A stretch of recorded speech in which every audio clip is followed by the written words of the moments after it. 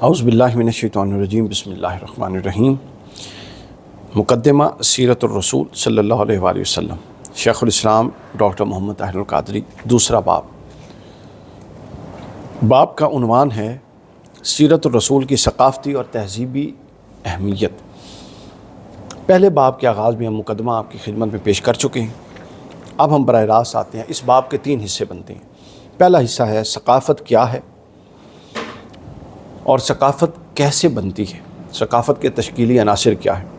دوسرا حصہ ہے قبل از اسلام دنیا کی ثقافت کا کیا حال تھا، اور تیسرا حصہ ہے کہ اسلام نے جو ثقافت دی ہے اور جو ثقافتی قدریں اسلام نے دی ہیں وہ کیا ہے۔ یہ 3 حصے اس چیپٹر کو ہم اختصار کے ساتھ اس کا جائزہ دیں گے۔ حضور علیہ الصلوۃ والسلام کی شخصیت میں ہم نے پہلے باب میں عرض کر دیا کہ جامعیت تھی، یعنی ہر پہلو، زندگی کے ہر پہلو پر آپ کی شخصیت محیط تھی۔ کوئی ایک پہلو، کوئی ایک حیثیت، ایک ایریا بھی ایسا نہیں تھا جس کے حوالے سے آپ نے رہنمائی نہ فرمائی ہو۔ تو لہٰذا اس میں یہ ثقافتی پہلو بھی آتا ہے۔ ثقافت کے حوالے سے یہ ثقافت ایک ایسی اصطلاح ہے جس پر کوئی اتفاق موجود نہیں ہے۔ مثلا اگر آپ کہیں نا کہ کوئی بالکل ایگریڈ اپون ڈیفینیشن اس کی آپ کو بتائی جائے کہ جس میں کوئی اختلاف کسی کا نہیں، تو ایسا نہیں ہے۔ بہت سارے اختلافات ہیں، ہر ایک نے اپنے انداز سے اس کو بیان کرنے کی کوشش کی ہے، لیکن اس کا خلاصہ سمجھ لیں کہ اس میں آپ کا فکر و نظریہ عقیدہ بھی آتا ہے، اس میں آپ کی مذہبی اور مذہبی روایات بھی آتی ہیں، اس میں آپ کے رسم اور رواج بھی آتے ہیں، اس میں آپ کے جو مختلف ایونٹس ہیں، شادی ہے، بیاہ ہے، فوتگی ہے، کوئی مر جاتا ہے، اس کی رسومات ہیں وہ بھی آتی ہیں، اس میں آپ کے تہوار ہیں، ان کی سیلیبریشنز کی نوعیت کیا ہے یہ بھی آتی ہیں۔ تو یوں یہ سب مل کے ثقافت تشکیل دیتے ہیں۔ یعنی ثقافت کے اندر اعتقادی، حضور شیخ الاسلام نے لکھا اعتقادی فکر، اعتقادی پہلو موجود ہے، معاشرتی پہلو موجود ہیں، فنون، علوم و فنون کے تمام پہلو اس کے اندر موجود ہوتے ہیں۔ تو یوں ثقافت بنتی ہے۔ اب ثقافت کے اندر یہ صفحہ نمبر 96 پہ ایک عبارت دی گئی ہے، چارلس گرے کی عبارت ہے، ٹرینڈز آف سویلائزیشن سے، سیرت النبی کی 2 جلد میں۔ اس کے اندر ثقافت کے اندر جو ارتقائی پہلو ہے وہ بآسانی اخذ ہو سکتا ہے۔ وہ یہ کہ ثقافت کی اصطلاح انسانی زندگی کی تمام سرگرمیوں کا احاطہ کرنے کے لیے استعمال کی جاتی ہے۔ اب علم البشریات کے ماہر اس کو کہتے ہیں کہ انسان کے کام، مثلا اوزار بنانا، ٹوکریاں بنانا، کشتیاں بنانا اور اس طرح کی دوسری جو مادی ثقافت کی مادی چیزیں ہیں وہ ثقافت کے درجے میں آتی ہیں۔ اس کے بعد اپنا ایک نقطہ نظر یہ ہے کہ انسان جو بھی کرتا ہے وہ کسی ثقافت کے تحت کرتا ہے اور کسی ثقافت کا حصہ ہو کے کر رہا ہوتا ہے، اور وہ ثقافت ہی ہوتی ہے۔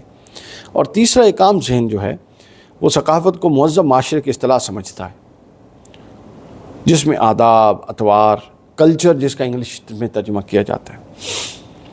بعض لوگ صرف معرفت کا عقائد، فنون، اخلاق، ان 4 پہلوؤں کو معاشرت پر مبنی سمجھتے ہیں، اور بعض کے نزدیک دین، خاندان، جنگ، امن، یہ سب ضابطے جو نفسیاتی، حیاتیاتی زندگی میں ہیں یہ سب معاشرت کا حصہ ہوتے ہیں۔ اب بنیادی چیز کیا ہے؟ بنیادی چیز جو ہے بیان کرنی ہے وہ اسلامی اور غیر اسلامی ثقافت میں حد فاصل کیا ہے، وہ سن لیجئے۔ یہ 2 جلد کے 96 نمبر صفحہ پر حضور شیخ الاسلام بیان کرتے ہیں، کیونکہ مغربی نظریات میں دین سے مراد ایک مابعد الطبیعیاتی نقطہ نظر ہے جس کا تعلق علوم و فنون سے تو ہو سکتا ہے، لیکن یہ زندگی کی زندہ اور عملی قدر نہیں ہے، جبکہ اسلامی نقطہ نظر میں دین مابعد الطبیعیاتی اور فلسفیانہ حقیقت نہیں ہے، بلکہ زندگی میں ایک زندہ حقیقت کی حیثیت رکھتا ہے جس سے زندگی کا کوئی گوشہ باہر نہیں۔ یہاں آپ اسلامی اور غیر اسلامی ثقافت کا فرق سمجھ گئے۔ وہ فرق یہ ہے کہ جو غیر اسلامی ثقافت ہے وہ مابعد طبیعتی نظریات اور ماورائی، ما فوق الفطرت نظریات اور تصورات پر قائم ہے، اگرچہ کہ بعض مادی چیزیں بھی اس کے اندر ہیں، لیکن وہ زندہ روایت کی حیثیت سے نہیں ہے۔ جبکہ اصل اسلامی ثقافت جو حضور نے قائم فرمائی اور جس کا ابلاغ اور جس کا احیاء خلافت راشدہ میں اور شدت کے ساتھ ہوا، وہ زندہ روایت ہے جس کے تحت زندگی گزاری جاتی ہے۔ ثقافت کے تشکیلی عناصر اس کے بعد زیر بحث آتے ہیں۔ پہلی چیز جو لی گئی ہے وہ ثقافت اور معاشرتی اقدار، یعنی معاشرتی قدریں ثقافت کو بنانے کا پہلا جزو ہیں۔ جہاں کہیں بنی نوع انسان کو بستی تشکیل دینے کا موقع ملتا ہے وہاں سے کلچر وجود میں آ جاتا ہے۔ کئی کلچر کئی سطحوں پر بنتے رہتے ہیں، مثلا گاؤں میں شہر، خاندان، قبیلہ، گروہ، ہر ایک جگہ پہ ایک نیا کلچر اور ایک مختلف چیز سامنے آتی ہے۔ اس کے ساتھ ساتھ عقیدے اور اعمال بھی مختلف سماجی زندگی کے مظہر ہوتے ہیں، مختلف نوعیت کے ہوتے ہیں۔ تو یہ سب چیزیں جو ہیں یہ مل کر ثقافت کو ترتیب دیتی ہیں، لیکن ایک اہم پہلو ذہن میں رکھیے، ثقافت مثبت بھی ہو سکتی ہے اور منفی بھی ہو سکتی ہے۔ تو آپ لکھتے ہیں کہ اگر ثقافت مثبت معاشرتی قدر کو جنم دے تب وہ زندہ ثقافت ہے۔ یہ دوسرا فرق ہے اسلامی اور غیر اسلامی ثقافت میں۔ اگر ثقافت منفی چیز، وہ کسی بھی حوالے سے ہو سکتی ہے، وہ آپ کے اخلاق کو متاثر کرنے والی منفی چیز ہو سکتی ہے، وہ آپ کے کسی بھی طرح کے مثبت انٹرسٹ کو متاثر کرنے والی چیز ہو سکتی ہے، وہ آپ کے کردار کو متاثر کرنے والی چیز ہو سکتی ہے، وہ آپ کے خاندان کو متاثر کرنے والی چیز ہو سکتی ہے، وہ آپ کے رشتوں کو متاثر کرنے والی چیز ہو سکتی ہے۔ کوئی بھی ایسی تہذیبی روایت جس سے آپ کی شخصیت مجروح ہو، جس سے آپ کا اخلاق مجروح ہو، جس سے آپ کا خاندان اور خاندانی قدریں اور فیملی سسٹم مجروح ہو، جس سے آپ کا معاشرت اور معاشرے میں جو حیا اور اخلاق کی اعلیٰ سطحی قدریں ہیں وہ مجروح ہوں، تو وہ ثقافت منفی ثقافت ہے۔ اسلام کا اس ثقافت سے کوئی تعلق نہیں، بلکہ اگر یہ کہا جائے تو درست ہوگا کہ اسلام بنیادی طور پہ اس منفی ثقافت کو ریپلیس کر کے مثبت ثقافت دینے کے لیے آیا تھا۔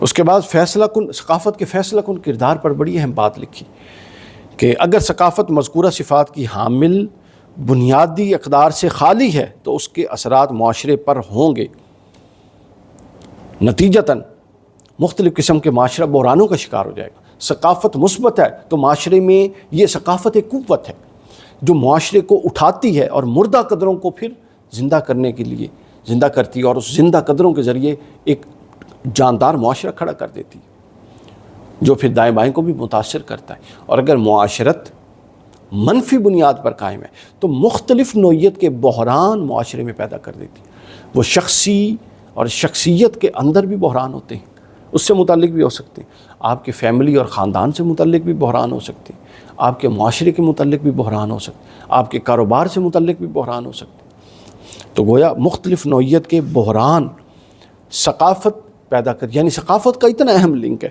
ہمارے ہاں جو بڑا ریجڈ قسم کا مذہبی طبقہ ہے وہ ابھی تک یہی نہیں سمجھ پایا کہ ثقافت کی دینی اہمیت کیا ہے، کلچر کی دینی اہمیت کیا ہے۔ انہوں نے اپنی تنگ نظری سے دین کو چند مراسم عبودیت کے اندر بند کر کے رکھ دیا، جبکہ حضور نبی اکرم صلی اللہ علیہ وسلم کا جو دین تھا وہ تو وسیع تھا آسمان کی جگہ۔ یہ جو سیرت کی کتاب ہے، سیرت رسول، اس میں حضور کی تعلیمات کی اس وسعت کو آپ کے سامنے پیش کرنے کی کوشش کی گئی ہے۔ لہٰذا اس کا مطالعہ بہت ضروری ہے، خاص طور پہ نوجوانوں کے لیے۔ تو اب ثقافت سیرت نبوی کا ایک پورا جزو کے طور پہ یہاں پر حضور شیخ الاسلام نے بیان کی۔ تو بعض محققین کے نزدیک اچھا اب ثقافت اور تہذیب یہ الگ چیز ہے، یہ اکٹھی ہے، یہ بھی ایک بحث ہے، اس کو یہاں پر بیان کیا گیا ہے، لیکن یہ زیادہ ضروری بحث نہیں ہے۔ اصل یہ ہے کہ اصل ثقافت کیا ہے، اس کو اب آپ سمجھ گئے کہ ثقافت یہ جملہ جہتیں اس کے اندر شامل ہوتی ہیں۔ اب ایک آئینہ دکھاتا ہوں آپ کو، ماں قبل ثقافت کیا تھی۔ آپ حضور کی آمد سے قبل، اسلام کی آمد سے قبل معاشرے عرب بالعموم اور اس کے علاوہ باقی جو رومن امپائر تھی، پرشین امپائر تھی، اور جو دنیا میں بڑی بڑی سلطنتیں قائم تھیں ان تمام کا بالعموم، عرب کا بالخصوص کلچر میں آپ کے سامنے رکھتا ہوں۔ یہ خلاصہ بیان کر رہا ہوں، باقی یہ کتاب دستیاب ہے، آپ اس کو لیجئے اور اس کی تفصیلات پڑھیے تاکہ آپ کو پتہ لگے کہ ہم کن قدروں کے امین ہیں اور ہم عملاً کن قدروں کے پرچارک بنے ہوئے ہیں۔ بعثت محمدی صلی اللہ علیہ وآلہ وسلم سے قبل دنیا میں تصورات تہذیب اور آداب معاشرت مکمل طور پر مسخ ہو چکے تھے۔ ہر طرف ظلم تھا، ستم تھا، جبر تھا، تشدد تھا، وحشت، بربریت، ہر جگہ۔ عرب کی حالت یہ تھی، وہ زیادہ دیگرگوں تھی دوسرے خطوں سے، کیونکہ جاہلیت اور نفس پرستی کی وجہ سے اخلاقی حالت نہایت ناگفتہ بہ تھی۔ شراب نوشی عام تھی، عورتوں کا عریاں رقص کرنا عام تھا، لڑکیوں کو دفن کرنے کی روایت عام تھی، لاتعداد بیویاں رکھنا عام تھا۔ والد کے مرنے کے بعد جس طرح اس کی وراثت تقسیم ہوتی، اس طرح اس کی جتنی بیویاں ہوتی وہ بھی آپس میں بانٹ لی جاتی، اولاد بانٹ لیتی، بیٹے بانٹ لیتی، اور پھر ان کے ساتھ وہ تعلقات بھی قائم کرتی، یا ان کو فروخت کر دیا جاتا۔ بعض قبیلے ایسے تھے جن کا پیشہ ہی چوری چکاری تھا، قتل و غارت کری، یعنی یہ وہ قدریں تھیں جن کو اس سوسائٹی، اس ثقافت اور اس کلچر میں جرم کے طور بطور جرم کنسیڈر ہی نہیں کیا جاتا تھا۔ جو عورت بیوہ ہو جاتی اسے 1 سال کی عدت گزارنی پڑتی۔ یہ تو صحیح بخاری میں بھی اشارہ ہے نا اس کا۔ حضور نے فرمایا جب کسی عورت کا خاوند مر جاتا تو اس کو ایک کوٹھڑی میں داخل کر دیتے، اس کو خراب کپڑے دیتے، وہ خوشبو ہاتھ نہیں لگا سکتی تھی، اچھی چیز کو ہاتھ نہیں لگا سکتی تھی، حتیٰ کہ 1 سال گزر جاتا۔ یہ کتنا بڑا ظلم تھا ایک انسان پر، ایک عورت پر، صنف عورت پر۔ پھر بے حیائی اس حد تک تھی کہ حج کے موقع پر لوگ جمع ہوتے اور قریش کا تخصص تھا، قریش کے علاوہ یہ کپڑوں میں اور لباس میں ہوتے تھے، قریش کے علاوہ جتنے لوگ آتے وہ مرد اور عورت برہنہ ہو کر کعبہ کا طواف کرتے تھے۔ آپ اندازہ کر لیں حشرات الارض۔ اب آپ طعام کی طرف آ جائیں، کچھ نہیں، حلال و حرام کی تفریق نہیں تھی، کیا چھپکلیاں، کیا بچھو، کیا چوہے، کیا سانپ، کیا حلال کیا حرام، سب کھاتے تھے۔ اب قدروں کی طرف آ جائیں، یتیموں کا مال، غریبوں کا مال، جس طرح کا پسماندہ طبقہ یتیموں کا تھا اسی طرح اس کے اوپر ظلم کیے جاتے تھے، ان کا مال کھا جاتے تھے۔ معاشرت ساری کی ساری معیشت سود اور ظلم پر قائم تھی۔ جو طاقتور تھا وہ دباتا تھا کمزور کو، اور جو کمزور تھا وہ دبا ہوا تھا طاقتور سے۔ بچوں، لڑکوں کی قدر تھی اور لڑکیوں کو عیب سمجھا جاتا تھا اور ان کو زندہ درگور کر دیا جاتا تھا۔ یہی کیفیت اوپر سے نیچے تک تھی ہر حال سے۔ عالمی منظر نامے کی طرف اگر جائیں تو وہ بھی بڑی کوئی افسوسناک کیفیت ہے۔ Robert Briffault the making of humanity کے اندر لکھتی ہیں، حضور شیخ الاسلام نے اس کو بیان کیا صفحہ نمبر 105 پر، کہ 5ویں صدی سے لے کر 10ویں صدی تک۔ اب آپ یورپ کی طرف آئیں ذرا، موجودہ یورپ جس کو ہم آئیڈیل سمجھتے ہیں، اور نو ڈاؤٹ انہوں نے اپنی قدروں کو بہت اچھا بڑھا لیا ہے، لیکن ایک دور تھا کہ اسلام کی قدریں نمایاں تھیں اور یورپ کی قدریں یہ تھیں جو بھی بیان کر رہا ہوں۔ لیکن جب انسان زندہ ہو جائیں تو وہ محنت اور جد و جہد سے قدروں کو زندہ کر دیتے ہیں۔ مسلمان جب سے اندر سے مردہ ہو گئے ہیں، وہ زندہ قدریں بھی مردوں میں بدل چکی ہیں اور نتیجتاً زوال ہے۔ 5ویں صدی سے لے کر 10ویں صدی تک یورپ پر گہری تاریکی چھائی ہوئی تھی، رابرٹ لکھتا ہے، اور یہ تاریکی تدریجاً زیادہ گہری اور بھیانک ہوتی جا رہی تھی وقت کے ساتھ ساتھ۔ اس دور کی وحشت و بربریت زمانے قدیم کی وحشت و بربریت سے بڑھ کے تھی، جب لوگ جنگلوں میں رہتے تھے اس سے بھی بڑھ کے تھی۔ اس تمدن کے نشانات مٹ رہے تھے اور اس زوال پر مہر لگ چکی تھی، یعنی کوئی امکان نہیں تھا کہ اب یہ معاشرہ پلٹے گا۔ وہ ممالک جہاں یہ تمدن برگ بار لایا اور گزشتہ زمانے میں اپنی انتہائی ترقی کو پہنچا، جیسے اٹلی، فرانس وغیرہ میں، تباہی اور طوائف الملکوتی اور ویرانی کا دورہ تھا۔ یہ ایک اس معاشرے سے پروان چڑھا ہوا فرد جو مسلمان نہیں ہے، اگر مسلمان ہو تو کوئی کہہ سکتا ہے کہ یورپ کی مخالفت میں یہ کمنٹ کر دیا، یہ ان کا اپنا بندہ یہ کمنٹ کر رہا ہے۔ مذہبی منافرت بھی ایسے ہی تھی، جس طرح اب مسلمان آپس میں لڑ رہے ہیں نا، مسلک اور فرقے بنا کے، اور حضور شیخ الاسلام کی خواہش اور سوچ یہ ہے کہ سب مسلمان، اولاً سب مسلمان وحدت کے ساتھ کام کریں، اور ثانیاً سب انسان مشترکات پر اکٹھے ہو جائیں، جو قرآن کا نقطہ نظر ہے۔ یورپ میں بھی یہی حال تھا کہ یہود اور عیسائی چھٹی صدی عیسوی میں باہم ان کی رکابتیں آخری حد تک پہنچ چکی تھیں، حتیٰ کہ مذہب کے نام پر ایک دوسرے کا خون بہاتے تھے، ایک دوسرے کے علاقوں کو فتح کرتے تھے، ان کے بچوں کو اور عورتوں کو لونڈیاں بناتے تھے۔ پھر اس سے قبل جتنی تہذیبیں تھیں، سمیری تہذیب کو لے لیں، مصری تہذیب، ہتی تہذیب، فونیکی تہذیب، یونانی تہذیب، یہ یورپ کا میں نے جو اوورآل حال بتایا، ہر تہذیب انہی احوال میں سے کسی نہ کسی حال کی نمائندہ تہذیب تھی۔ پھر ہندوستان کی تہذیب بھی ایسی تھی، وہ تو اب بھی بعض علاقوں میں اس طرح کے معاملات ہیں جو انسانیت سوز ہیں۔ اب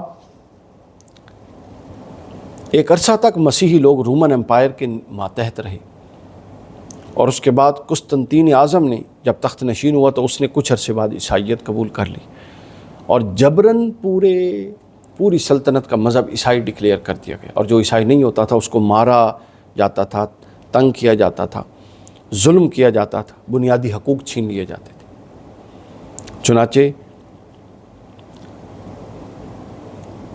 رومی مملکت کے تمام باشندوں کو جبری عیسائیت قبول کروائی گئی۔ اسلام کے اندر جبر کا کوئی تصور نہیں، اور اگر کوئی کروا رہا ہے، لوگ بعض اوقات اس کو ٹیگ کر دیتے ہیں تو وہ اس کا ذاتی عمل ہے۔ اسلام جبر کو سپورٹ نہیں کرتا۔ لیکن یہ دیکھیے، یعنی اگر ایک بادشاہ نے عیسائیت قبول کی تو وہ مذہبی زوال کا یہ عالم تھا کہ شدت کے ساتھ، جبر کے ساتھ وہ عیسائیت کو پروان چڑھا رہا تھا اور عیسائیت کو جبراً قبول کروا رہا تھا۔ پھر جزیرہ نما عرب کی صورت صرف ایک شعر سے آپ کو سامنے آ جائے گی۔ عمرو بن کلثوم ایک جاہلی شاعر تھا، وہ اس کا شعر ہے، اس شعر کا دوسرا جملہ جو ہے وہ بڑا دلچسپ ہے۔ وہ کہتا ہے فنج الفوق جہل الجاہلین، کہتا ہے خبردار ہم سے کوئی اکھڑ پن اور جہالت نہ کرے، اگر کرے گا تو ہم جاہلوں سے بھی بڑے جاہل ہیں۔ یہ شعر سنانے کا مقصد کیا ہے؟ جہالت باعث عار نہیں تھی، بلکہ جہالت عرب کے تمدن میں باعث عزت و احترام، اور اس کو وہ فخر و مباحات کے طور پہ بیان کرتے تھے۔ اب آئیے اس کلچر کے بعد اسلام نے کیا تہذیب اور تمدن دی اور کیا کلچر دیا۔ اسلام نے سب سے پہلے جو کام کیا وہ جبر کو اٹھایا، لکم دینکم ولی دین، معاشرتی قدروں کی طرف لائے، مذہب ہر ایک کا اپنا، ابتدائی آتے ہوئے۔ اب یہاں سے اسلام کی تصور ثقافت جو یہاں پر بیان ہوا ہے سیرت رسول کی دوسری جلد میں، یہ نظم ابلاغ اور نظم تبلیغ بھی بیان کر رہا ہے کہ آپ نے آتے ہی اس کو پکڑ کے اس کے مذہب کو ہٹ کرنا۔ ہمارے ہاں تو یہ ایک مسلک دوسرے مسلک سے بات کرتا ہے تو وہ پہلے اس مسلک کے مقدسات کی توہین کرتا ہے، تو دروازہ کہاں سے کھلنا ہے اصلاح کا اور بات چیت کا؟ تو پہلا حضور نے فرما دیا، یہ مدنی مکہ میں اخلاقی قدروں کی بنیاد پر اسلام کا احیاء کیا۔ اس کے بعد جو اگلی چیز اسلام نے دی انسانی معاشرے کو، سب سے پہلے بنیادی چیز جو دی، چونکہ جب تک معاشرے میں اکٹھ اجماع نہ ہو، لوگ ایک مرکز پر جمع ہونے شروع نہ ہو، معاشرہ ایک قدم بھی آگے نہیں بڑھا سکتا۔ تو لہٰذا سب سے پہلے جو چیز اسلام نے دی وہ تھا تصور توحید۔ اسلامی معاشرت اور اسلامی ثقافت اور اسلامی تہذیب اور اسلامی تمدن کی اساس اور بنیاد عقیدہ توحید ہے، اور عقیدہ توحید نے، ایک عقیدے نے وہ دروازے کھولے جس کا کوئی تصور بھی نہیں کر سکتا۔ علم، فکر، تسخیر کائنات اور سائنسی دریافت، یہ سب عقیدہ توحید کی مرہون منت ہے۔ آپ کہیں گے کیسے؟ وہ تو صرف اللہ کو ایک ماننا ہے اور زیادہ خداؤں کو نہ ماننا ہے۔ نہیں، ایسا نہیں ہے۔ اصل چیز یہ دیکھیے، پوائنٹ سنیے، سمجھیے۔ اصل چیز یہ ہے کہ آپ ہر بڑی چیز جو آپ کو کسی بھی طور پہ متاثر کر رہی ہے یا مروب کر رہی ہے، آپ اس کو کیا سمجھ رہے تھے؟ اس کو کسی نہ کسی طرح کی تقدیس دے کے اس کو معبود بنا کے اس کے آگے جھک رہے تھے۔ توحید نے آپ کو کہا کہ نہیں، خدا ایک ہے، اللہ ایک ہے، خالق ایک ہے، علاوہ اس کے ہر شے مخلوق ہے۔ یوں آپ کا جو داعیہ تسخیر کائنات ہے وہ اٹھا اور ہر شے پر آپ نے تصرف کرنے کی کوشش کی۔ یوں عقیدہ توحید نے آپ کے لیے تسخیر کائنات کی راہیں کھول دیں۔ دیکھیں نا، جس کو آپ مقدس سمجھتے ہیں، آپ کبھی اس کے عناصر تشکیلی کا وہ کام کیسے کرتا ہے، کبھی اس طرح کا کرتے ہیں؟ تقدیس تحقیق میں رکاوٹ ہے آج کے دور میں۔ لہٰذا آپ عقیدہ توحید نے تصغیر کائنات کا پہلا باب کھولا انسانیت پر۔ پھر اس کے بعد عقیدہ رسالت آتا ہے، جو دوسری چیز اسلامی ثقافت کی بنیاد ہے، کہ اب آپ نے چلنا ہے، کامیاب کرنا ہے، خاندانی زندگی کو چلانا ہے، سیاسی زندگی کو چلانا ہے، معاشرتی زندگی کو چلانا ہے۔ بھائی چلنا کیسے ہے؟ اللہ نے کہا، اللہ تعالیٰ نے محض بتایا نہیں بلکہ پیغام دے کے اپنا ایک نمائندہ اور اپنے خلیفہ، اپنا رسول بھیج دیا اور کہا کہ تم کہیں محض بتانے سے پریشان نہ ہو جاؤ، میں بتائے بھی دیتا ہوں اور ایک ایسا اپنا برگزیدہ بندہ بھی بھیج دیتا ہوں کہ وہ جیسا کہ کرنا ہے تمہیں کر کے دکھا دیتا ہے۔ یہی پیروی اور اتباع کا مفہوم ہے کہ قدم کے اوپر قدم رکھ کے چلا جائے، اس کو پیروی اور اتباع کہتے ہیں۔ تو دوسری چیز عقیدہ رسالت تھی۔ اسلامی ثقافت کی میرے نزدیک فیصلہ کن چیز توحید کے بعد آخرت کا عقیدہ ہے، یعنی ہر عمل کے اندر ایک آنسریبلٹی ہے، جس کو شیخ الاسلام نے 127 نمبر پہ بیان کیا ہے۔ ہر ایک کے اندر ایک آنسریبلٹی، یعنی جو کام کر رہے ہیں ذہن میں تصور یہ ہو کہ کل کسی کی بھی بڑی شخصیت کے سامنے اس پر بات چیت کرنی پڑے، اس کا ڈیفنس کرنا پڑے، کیوں کیا یہ بتانا پڑے، تو میرے پاس جائز وجہ موجود ہو کیوں کر رہا ہوں۔ اس سے کیا ہوتا ہے؟ انسان کی شخصیت سنجیدہ بنتی ہے۔ اللہ تعالیٰ کو ذمہ دار لوگ ہستی پسند ہے۔ دیکھیے اللہ تعالیٰ کو کمپیٹنٹ اور سنجیدہ ذمہ دار لوگوں کی ضرورت ہے، انکمپیٹنٹ اور جذباتی لوگوں کی ضرورت نہیں ہے، چونکہ وہ نہ معاشرے میں کبھی اچھا کردار ادا کر سکتی ہیں اور نہ گھر میں، نہ دین کے باب میں، کسی بھی باب میں۔ وہ لاابالی قسم کے لوگ ہوتے ہیں اور فوراً ایک ہوا آتی ہے اور ہم سب اس کا شکار ہوتے ہیں۔ تو یہ پہلو سنجیدگی والا، متانت والا، جلد ریئیکٹ نہ کرنے والا، یہ شخصیت کے اندر شامل کرنا ہے۔ اور عقیدہ آخرت محض یہ ماننا نہیں ہے کہ ہم نے مرنے کے بعد اٹھنا ہے۔ عقیدہ آخرت، اس کا مطلب یہ ہے کہ عقیدہ آخرت کا اس زندگی کے ساتھ جس میں میں کھڑا ہوں اور آپ سن رہے ہیں کوئی تعلق نہیں ہے۔ غور کیجئے وہ کیا تعلق ہے، عقیدہ آخرت کیا دینا چاہتا ہے، اس زندگی میں مجھے کیا دے رہا ہے۔ وہ اس زندگی میں مجھے رسپانسبل بنا رہا ہے، وہ اس زندگی میں مجھے سنجیدہ بنا رہا ہے، وہ اس زندگی میں مجھے اجلت سے نکال رہا ہے اور فکر و دانش کی طرف لے کر جا رہا ہے۔ پھر اس کے بعد انسانی مساوات، جو اسلام کا بنیادی پہلو ہے، وہ اسلام نے اور رسول صلی اللہ علیہ وسلم کی ذات نے دیا۔ اور اس کا حال یہ تھا کہ، اور مساوات کا حال یہ تھا کہ حکمران وقت حضرت ابو بکر صدیق رضی اللہ تعالیٰ عنہ، جو قریشی بھی تھے، اعلیٰ نسب کے بھی تھے اور خلیفۃ المسلمین بھی تھے، وہ ایک غلام کے بیٹے حضرت اسامہ کے گھوڑے کی رکاب تھامے پیدل چل رہے تھے۔ اپنی باری پر حضرت ابو بکر چڑھتے تھے گھوڑے پر اور حضرت اسامہ رکاب پکڑتے تھے، اور اپنی باری پر اتنی مسافت طے کرنے کے بعد ایکولی حضرت ابو بکر اس غلام کے بیٹے کو اوپر چڑھاتے تھے اور خود گھوڑے کی لگام کر کے چلتے تھے۔ یہ تھا عدل اور یہ تھا انصاف اور یہ تھی مساوات۔ پھر اگلا جو پہلو اسلامی کلچر میں ہے وہ ہے امن اور سلامتی کا۔ ایسا ایک انقلاب جس میں نسلی عصبیت کا پیکر انسان دوسرے کی جان کا محافظ بن گیا۔ وہ جو چھوٹی چھوٹی بات پر جان لیتا تھا وہ محافظ بن گیا۔ یہ اسلامی کلچر ہے۔ اگر آپ کی ذات سے خیر نہیں آ رہی اور اگر آپ کی ذات محافظ نہیں ہے دوسروں کی، دو درجے، اولاً تو یہ درجہ ہے محافظ ہوں، اور ثانیاً یہ کہ اگر اس سطح کے آپ نہیں ہیں تو کم از کم آپ سے شر منتقل نہ ہو۔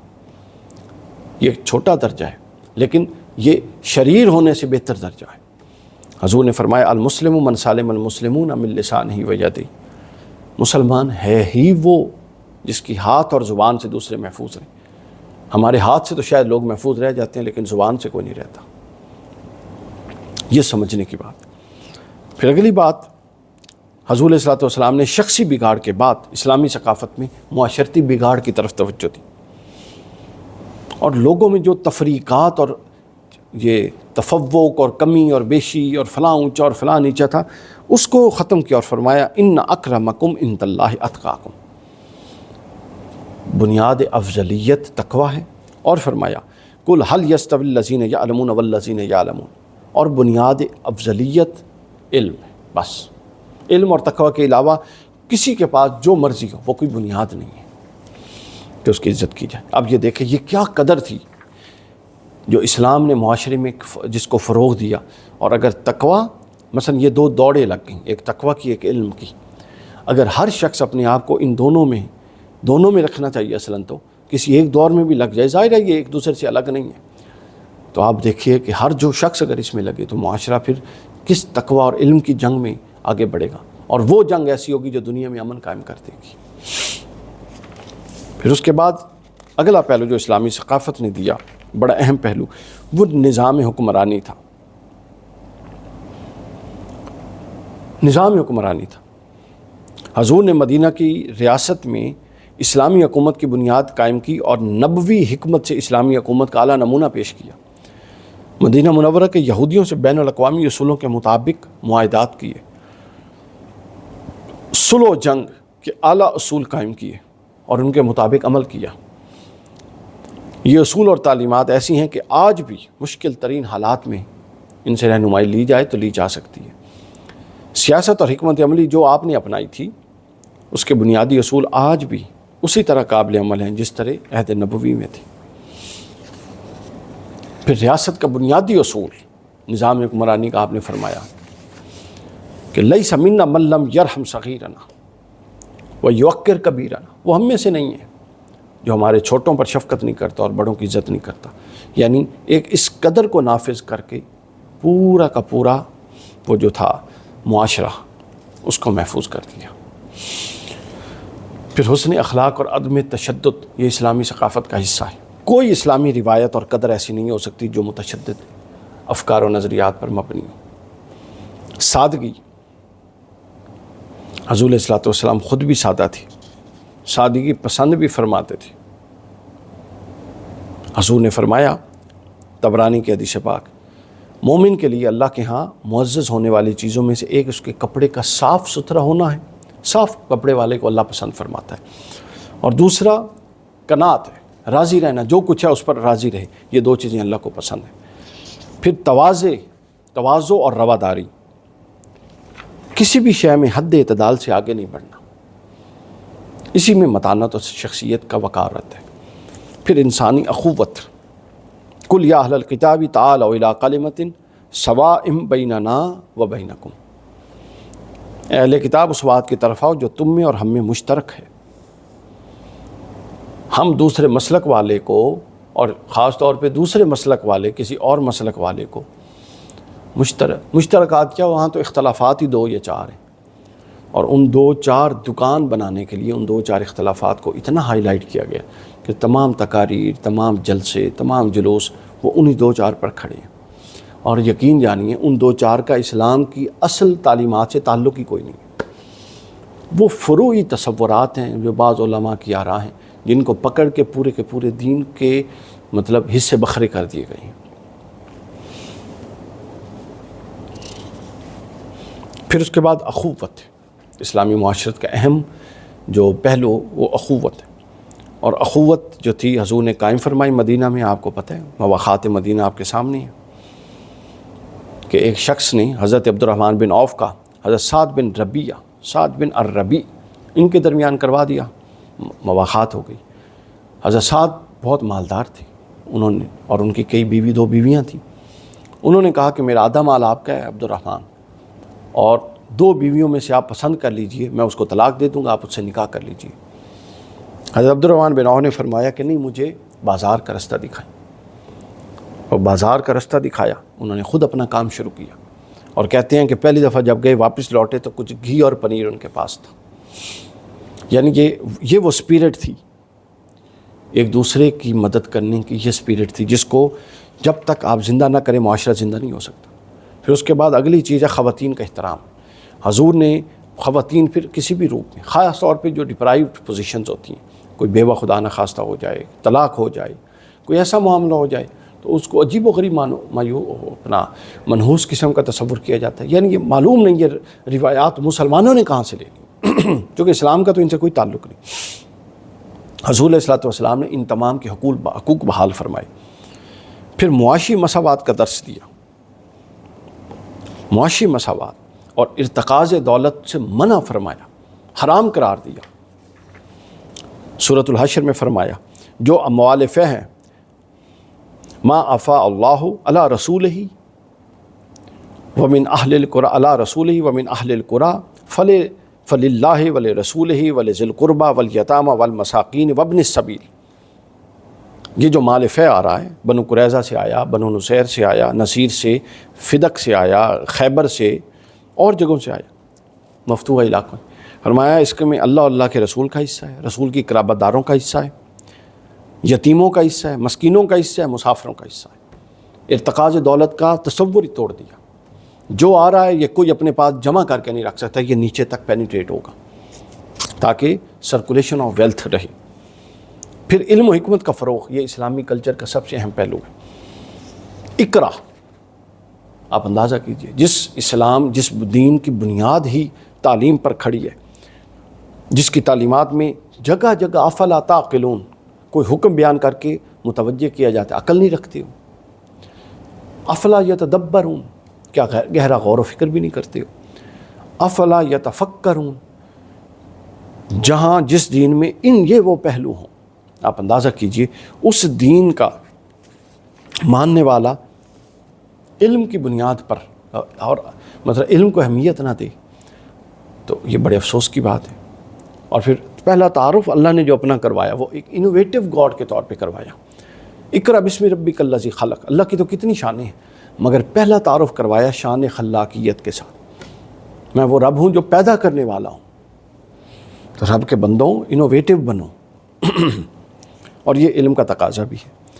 پھر اس کے بعد سائنسی مشاہداتی چیز کی بنیاد حضور نے رکھی۔ میں نے عرض کر دیا کہ توحید وہ بنیادی عقیدہ تھا جس نے چیزوں کو تقدیس کے دائرے سے نکال کے تحقیق کے دائرے میں داخل کیا، اور یہ سائنس کی بنیاد ہے۔ اور پھر اس تصور نے پھر تصور کائنات کی بھی اصلاح کی اور دیگر تصورات کی اصلاح کی۔ پھر قرآن نے بار بار کہا سیروا فی الارض، زمین پر چلو پھرو، فانظر کیف بدأ الخلق خلقہ، زمین پر چلو پھرو اور دیکھو اللہ نے کیسے تخلیق کیا ہے۔ یعنی غور کے قابل ہے یہ چلنا پھرنا، اور غور کے قابل ہے یہ تخلیق۔ پھر قرآن نے بایولوجیکل حقائق بیان کیے، پھر کچھ سائیکولوجیکل حقائق اس کے بیان کیے، پھر کچھ کیمیکل پروسیجرز اس کے تخلیق کے بیان کیے۔ یہ سب اشارات تھے تاکہ انسان سمجھ جائے کہ اسلامی روایت کا علم کے ساتھ کتنا گہرا تعلق ہے۔ آخری چیز جو بڑی اہم ہے، جو اسلامی ثقافت کا لازمی حصہ ہے اور ہمارے ہاں اگنورڈ ہے، وہ ہے دین اور دنیا کی دوئی کا خاتمہ۔ اسلام میں کوئی دین اور دنیا نہیں ہے، سب دین ہی دین ہے، دنیا بھی دین ہے۔ اس لیے دنیا گزارنے کا ہی تو حضور نے طریقہ بتایا ہے، اور کس کے مطابق؟ دین کے مطابق دنیا گزارنی ہے۔ یعنی دنیا اور دین کوئی الگ آئیڈینٹی نہیں ہے، دین ہے اور دنیا اس کے اندر آنی ہے، اور اسی کی بنیاد پہ آخرت کے فیصلے ہونے۔ اور پھر اس چیپٹر کے آخر میں انہوں نے پھر اس تہذیب نے یورپ، ہندوستان اور دنیا بھر کی تہذیبوں پر جو اثرات ڈالے اس کا بیان کیا۔ یعنی یہ جتنا دنیا میں، پوری دنیا میں جتنا علم اور فن اور حکمت فروغ پائی وہ سلطنت اسلامیہ سے گئی۔ بدقسمتی یہ کہ بالآخر سلطنت اسلامیہ زوال پذیر ہو گئی، اس کا بھی ذکر ہے آخر میں اس چیپٹر کے، اور وہ زوال پذیر ہونے کی وجوہات بیان کی ہیں، اور وہ وجوہات یہی ہیں، یہ جو میں نے 20-22 چیزیں جو اسلامی کلچر اور اسلامی ثقافت کی بنیاد تھیں، جب یہ اپنی پوری قوت کے ساتھ زندہ رہیں اسلام عروج پر رہا، اور جب یہ نکل گئیں تو زوال کی وجوہات الگ سے بیان کرنے کی ضرورت نہیں ہے، یہ چیز ایک ایک کر کے آپ دوبارہ داخل کر دیں تو زوال پھر عروج میں بدل سکتا ہے۔ یہ ہمارا یہاں پر دوسرا چیپٹر سیرت الرسول صلی اللہ علیہ وسلم کی تہذیبی اور ثقافتی اہمیت اختتام پذیر ہوتا ہے۔ کٹ کریں گے ایک دفعہ، یہ کتنے منٹ کا ہوا ہے؟ ادھر بھی کٹ کر دیں، یہ بھی 34 الگ سے نہیں۔